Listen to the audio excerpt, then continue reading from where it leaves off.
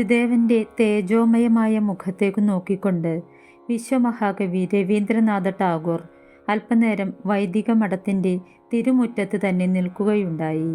ഗുരുദേവനെ മഹാകവി വന്ദിച്ചു നിന്ന ആ ചരിത്ര മുഹൂർത്തത്തിനു സാക്ഷ്യം വഹിച്ചു നിന്നിരുന്ന ജനങ്ങൾ അപ്പോൾ നിശ്ചലരും നിശബ്ദരുമായിരുന്നു.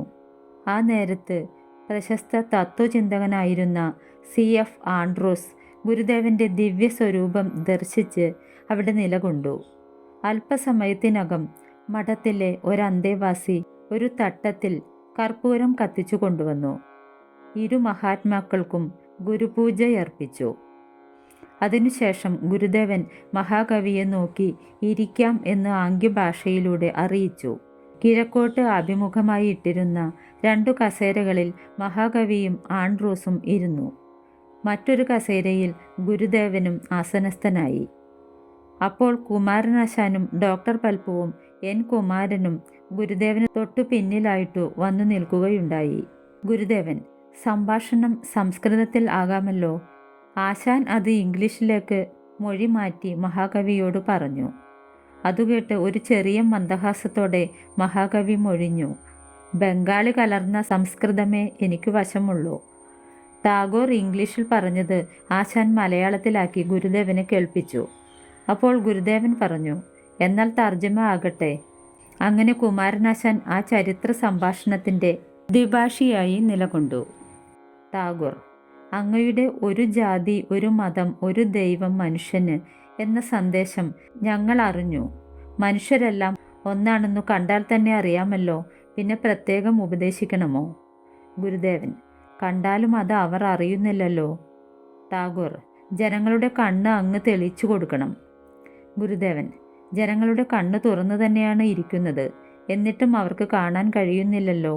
ടാഗോർ അത് കേട്ട് മന്ദഹസിച്ചു. ആ മഹാത്മാക്കൾ കുറച്ചുനേരം കൂടി അവിടെ സംഭാഷണം ചെയ്തുകൊണ്ട് ഇരുന്നു. അതു കഴിഞ്ഞപ്പോൾ ആൻഡ്രൂസ് മുട്ടുകുത്തി നിന്നു ഗുരുദേവനെ നമസ്കരിച്ചു. അപ്പോഴേക്കും ചെറിയൊരു സൽക്കാരത്തിനുള്ള ചില വിഭവങ്ങൾ അവിടേക്ക് വന്നു ചേരുകയുണ്ടായി. തെങ്ങിൻ്റെ ഏറ്റവും സ്വാദേറിയ മണ്ടഭാഗം ചെത്തിയെടുത്ത് നുറുക്കിയതും ഇളം കരിക്കും ഡോക്ടർ പൽപ്പുവിൻ്റെ പെൺമക്കൾ തയ്യാറാക്കിയിരുന്ന ചില വിശിഷ്ട ഭോജ്യങ്ങളുമായിരുന്നു അവ.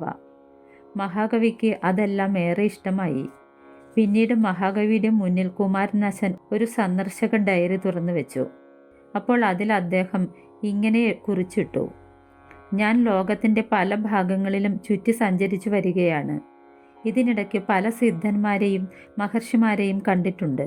എന്നാൽ മലയാളത്തിലെ ശ്രീനാരായണ ഗുരുവിനേക്കാൾ ആധ്യാത്മികമായി ഉയർന്ന മറ്റൊരാളെ എനിക്ക് കാണുവാൻ കഴിഞ്ഞിട്ടില്ല. മാത്രമല്ല, അദ്ദേഹത്തിന് തുല്യനായ ഒരാളെയും ഞാൻ കണ്ടിട്ടില്ല. ഈശ്വര ചൈതന്യം തുളുമ്പുന്ന ആ മുഖ തേജസ്സും അനന്തതയിലേക്കു നീട്ടിയിരിക്കുന്ന അദ്ദേഹത്തിൻ്റെ യോഗനയനങ്ങളും മറ്റു വൈശിഷ്ട്യങ്ങളും ഒരു കാലത്തും എനിക്ക് വിസ്മരിക്കാനാവില്ലെന്നുറപ്പാണ്. അതിനുശേഷം ക്രിസ്ത്യൻ പുരോഹിതൻ കൂടിയായിരുന്ന CF ആൻഡ്രൂസ് ആ ഡയറിയിൽ തൻ്റെ ഹൃദയത്തിൽ നിന്നും വന്നത് ഇപ്രകാരം എഴുതിയിട്ടു: ഞാൻ ദൈവത്തെ മനുഷ്യരൂപത്തിൽ കണ്ടു. ആ ചൈതന്യമൂർത്തി ഇന്ത്യയുടെ തെക്കേ അറ്റത്തു വിജയിച്ചരുളുന്ന ശ്രീനാരായണ ഗുരുവല്ലാതെ മറ്റാരുമല്ല.